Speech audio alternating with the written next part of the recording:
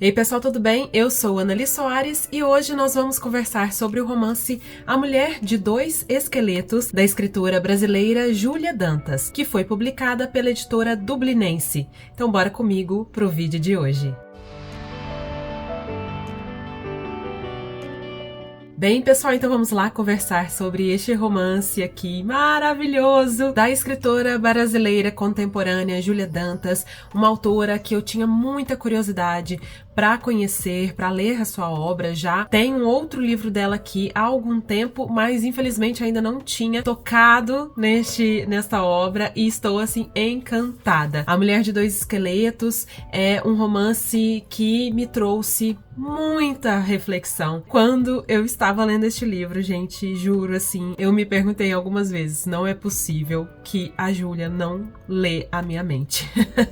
Parece que de verdade eu sinto, eu já pensei, eu já passei por coisas que a Júlia coloca aqui neste romance e foi incrível. Então, só para começar, antes de entrar no enredo e nas questões que, claro, né, me atravessaram tanto, eu só queria dar aqui esta breve contextualização, né, sobre a Júlia. Ela é de Porto Alegre, ela nasceu em 1985, ela é escritora, tradutora e doutora em escrita criativa. Então fica aí, né, esse convite para vocês também conhecerem a Júlia. Eu sempre falo aqui com muito carinho de autoras e autores nacionais, então mais uma aí para nossa coleção neste canal aqui. Vocês sabem que eu sempre trato de literatura brasileira, que é a minha grande paixão. Então, se você está aqui comigo, não está inscrito no canal e curte literatura brasileira, vem cá, este canal é para você, tem muita dica interessantíssima aqui, então aproveite, se inscreva ali abaixo e também clique no sininho,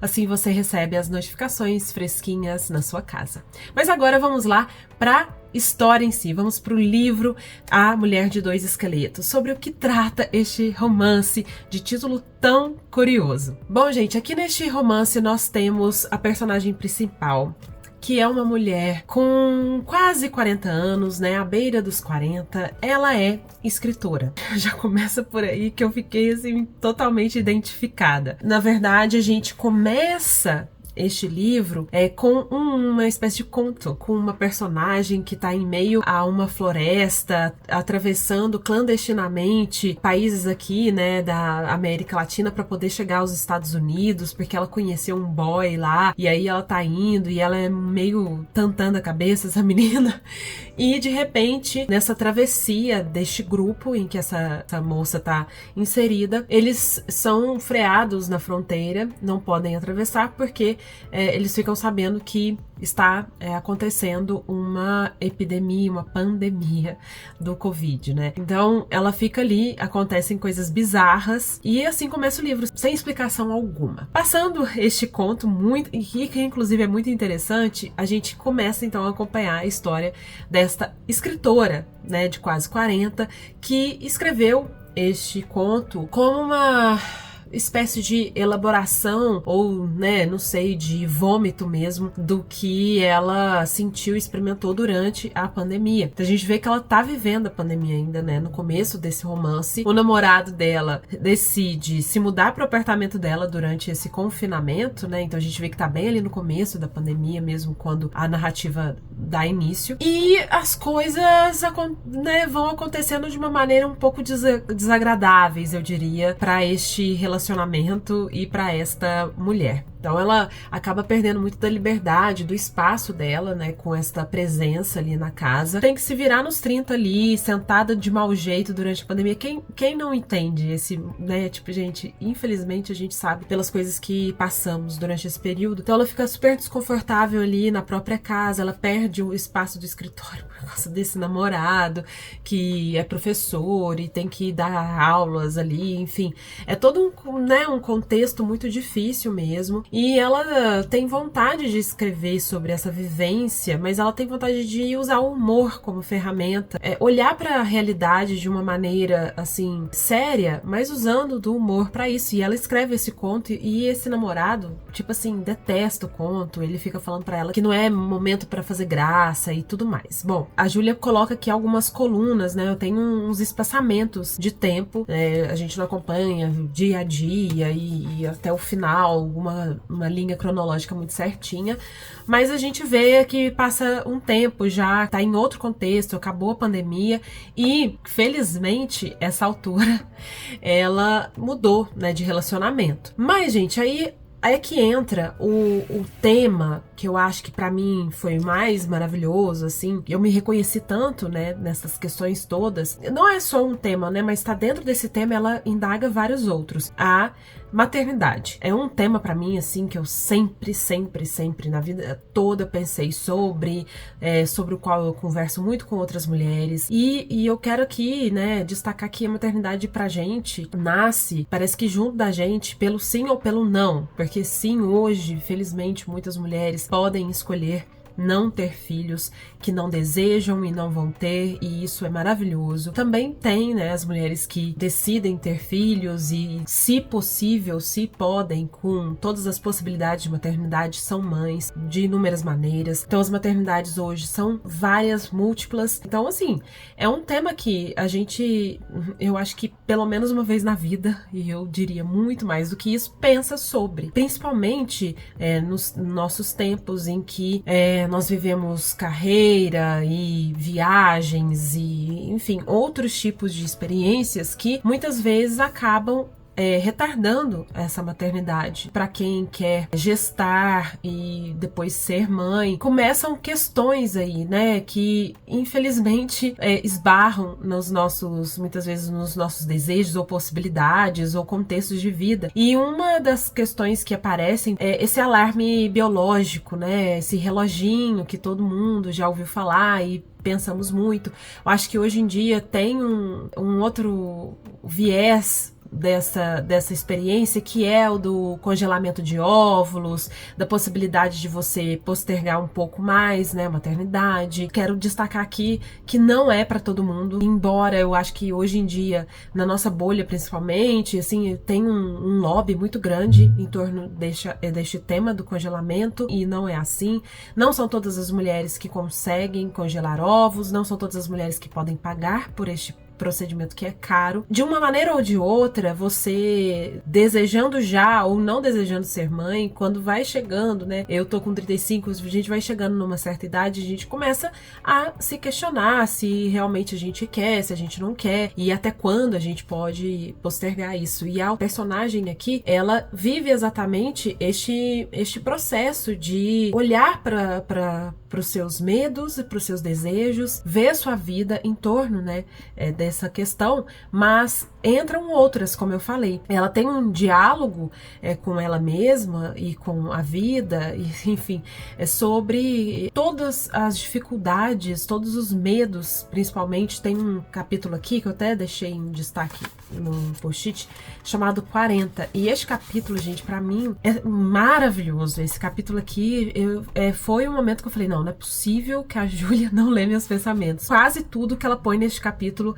já foi uma questão pra mim, ou é uma questão pra mim, né? Então, é um capítulo que fala muito sobre medos e muito sobre desejos, que estão muito juntos. Muitas vezes, os nossos desejos, eles vêm acompanhados de medos, e grandes desejos vêm acompanhados de grandes medos. Eu acho que para quem tem a possibilidade, a oportunidade de pensar a vida de maneira crítica, responsável, sensível, é impossível a gente não ver tantos desdobramentos em torno de qualquer vivência. E ser mãe, trazer uma vida ao mundo, é algo muito sério, é muito grandioso. Esta personagem, ela coloca aqui diferentes tipos, né, de questões, de medos em torno disso. Então ela coloca aqui: o medo de estar velho demais é o medo dos genes, mas também o de se entediar da criança antes que ela se entedie de você. O medo de enlouquecer, porque você leu numa revista que é muito fácil enlouquecer. Basta um período de isolamento, um zunido alto constante,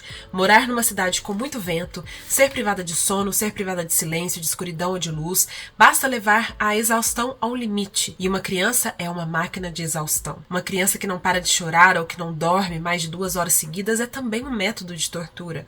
O medo de enlouquecer é o medo de que um filho seja sempre inescapavelmente um carrasco. Coisas fortes, né? Então, assim, eu tenho certeza que, assim, muitas mulheres já pensaram sobre tudo isso, assim. O medo de que venha prematuro, o medo que tenha alguma doença, o medo, né, de que você não é boa com crianças, de que você fez uma vez o seu sobrinho chorar, o medo do parto, o medo de preferir a companhia da criança à sua própria companhia e de se perder, o medo de ter que andar com um corpo que você não entenderá como funciona, o medo de ter dor na lombar, fazer xixi a cada 10 minutos, não amarrar os próprios cadarços, medo de não se encaixar nas cadeiras, de passar calor de noite, sentir dor sob os elásticos das calcinhas, o medo de engordar, é o medo de perder o controle de quem se é, o medo de ter que se assumir uma má feminista. Porque uma coisa é ser uma má feminista na vida privada e temer estrias, ser insegura e sucumbir ao julgo social, querer ser magra em segredo. Outra coisa muito diferente é ter que viver publicamente como uma má feminista e anunciar em voz alta à professora do funcional que você quer perder a barriga. Perder a barriga e nunca mais encontrá-la. O medo de perder a criança também. Nossa, e esse medo aqui me arrepiou. Gente, é um medo horroroso, né? Eu li isso e eu imediatamente meu corpo sentiu, me fez lembrar da minha sensação de quando eu li alguns livros que tratam da maternidade de uma maneira um pouco diferente, né, daquela romantizada que a gente vê muito. Distância de Resgate, da Samantha Schweblin, tem resenha aqui no canal. Gente, é assim, apavorante. É apavorante esse livro, juro. E também Casa Vazia. Ai, agora eu me esqueci o nome da escritora, gente, me perdoe, mas também tem resenha aqui no canal. Gente, esses livros... E o Casa Vazia é exatamente sobre essa história de perder a criança, desaparecer, né? A criança ser sequestrada, e enfim, é horroroso. Então eu li, assim, esse capítulo, eu tava, assim, devorando, porque esse livro aqui eu devorei, achei maravilhoso, a escrita dela é uma delícia, perfeita. Só que na hora que chegou nesses medos, eu tive que parar a leitura. Eu falei, não, eu não dou conta, eu preciso respirar. E aí eu voltei no dia seguinte e li o livro em 2 dias. Foi basicamente isso, porque eu tava amando e queria logo ler, porque eu tava devorando esse livro e precisava saber tudo dessa história. Mas de fato, assim, é sufocante, né, quando a gente pensa. Porque imaginar futuros tem sido sinônimo de imaginar distopias. A crise de imaginação é seletiva. Só não consegue imaginar boas saídas. Para o final da humanidade, abundam propostas. Pânico, desespero, porque é difícil de acreditar numa humanidade que faz tudo o que faz, sabendo que a gente já sabe e... Enfim, a personagem, ela coloca depois desse bando de medos no capítulo os desejos, como eu falei, que vem, né, muitas vezes juntos, se não juntos, são uma espécie de espelho invertido dos medos, né? Então, ela põe muitos desejos bonitos, o desejo de hesitar menos, o desejo de parar de pensar em excesso, o desejo de pautar uma vida pela empolgação, pela construção de sentidos, pela curiosidade, pela pluralidade, pela ampliação da experiência da vida por gosto, o desejo de cortar uma franja, arrumar eletrodomésticos com fita isolante, pintar uma parede com as próprias mãos e deixar feio, bem feio e manchado, feio e tosco, e de criar um filho cheio de defeitos e manchas de tinta e depois inflar o peito e abrir um sorriso e dizer: fui eu que fiz. Eu achei muito bacana. Também isso daqui, olha que lindo. O desejo das descobertas, o desejo de conhecer de outra forma tudo que você já conhece, porque acredita que no mundo pouco importa o que existe, importa apenas como se enxerga o que existe, e ter um filho é como ganhar emprestado um novo par de olhos. É o desejo de salvar a capacidade de encantamento, como quem resgata um passarinho que bateu contra o vidro da janela. Ai, gente, é muito lindo isso. E depois ela põe aqui o medo desejante de correr o risco. Ela ganha uma bolsa para escrever fora do país, né, no Uruguai. Praticamente está ganhando dinheiro para poder escrever o tal do romance, né, o livro que ela tá tentando escrever e não sai. E aí entra uma confusão, né, entre aspas, né, mas uma mistura, vamos dizer assim, desses dois temas grandiosos aqui de A Mulher de Dois Esqueletos, que são, né, a maternidade, como eu falei, e a literatura, o ser escritor, a vida artística, fazer literário, fazer criativo. E eu acho muito interessante esse diálogo que a Júlia coloca, e é algo que, como eu falei, eu me identifico muito, porque, né, sou escritora, em como que a escrita e a maternidade têm algumas coisas em comum. São maneiras de você viver a possibilidade e a impossibilidade, as possibilidades e as impossibilidades da realidade, do mundo, da vida. Cria um sujeito ou cria, né, uma obra, você está colocando ali a vida e a ficção, elaborando tudo isso, e você está tentando fazer algo de tudo isso que você vive, ou de tudo isso que você pensa, sente, etc, né? Fazer possível uma nova realidade, você fazer com que o mundo não esteja pronto. Porque quando você põe uma obra, um filho no mundo, você tá trazendo histórias, e você tá trazendo novos olhares, né? E novas possibilidades para o mundo. Então o mundo não tá pronto, embora parece que tudo já tenha sido criado. É claro, né, que a liberdade, ela traz certa angústia, porque a angústia só existe quando há possibilidade de escolha. Você poder escolher ser mãe traz angústia, porque antes não se podia pensar sobre isso, as mulheres não pensavam sobre isso. Uma vez casadas e com, né, possibilidades físicas e sei lá, as mulheres engravidavam e eram mães, e essa maternidade compulsória, embora ela ainda exista, e muito, porque a gente fica falando de, né, liberdade, de escolha, mas isso também tá muito dentro de uma bolha. Hoje já é um tanto mais possível você escolher não ser mãe ou escolher protelar a maternidade. Uma vez que você tem essa possibilidade, muita angústia vem, porque é isso, muitos medos vêm, muitos pensamentos, e eu, assim, sou super levanta a bandeira de que a gente tem que pensar mesmo, porque não é uma coisa nada simples, né? Enfim, tô aqui mais falando das minhas reflexões do que do próprio enredo, gente, mas é porque, assim, esse livro realmente me tocou muito fundo. Foi muito um processo quase terapêutico lê-lo. Quase não, eu acho que foi. Conversou demais, assim, dialogou muito com a minha vida, com, né, as reflexões dos últimos anos que eu tenho tido. E isso é o que a literatura tem de mais potente, mais bonito, né?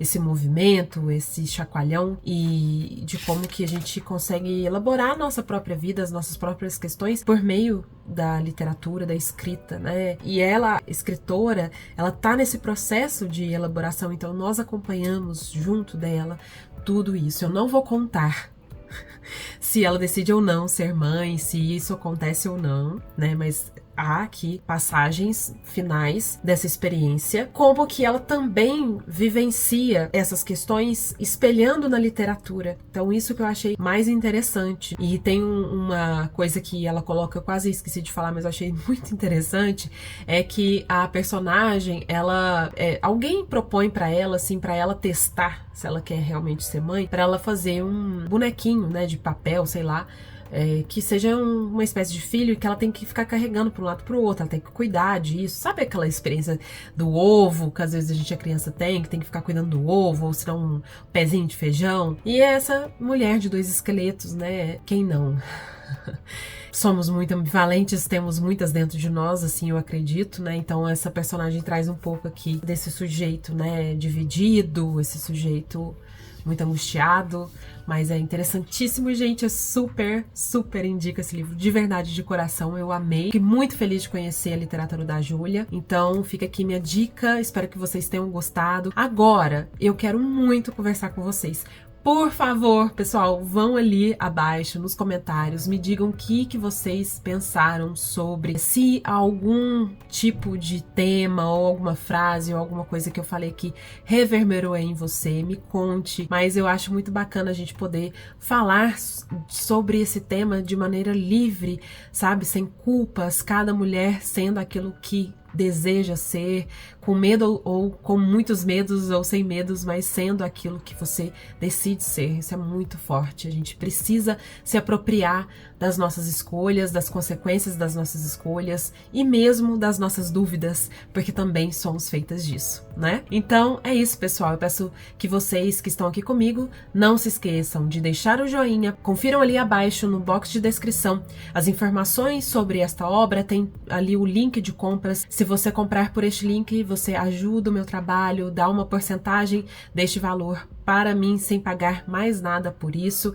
E também veja algumas maneiras de contribuir com o meu trabalho. Uma delas é via Pix, com o valor que você quiser e com a frequência que você desejar, ou uma vez ou mais, quem sabe. Também tem os links para compras do meu livro, do meu romance Domingo. E espero muito, muito, muito ver você no próximo vídeo. Um beijo grande e até!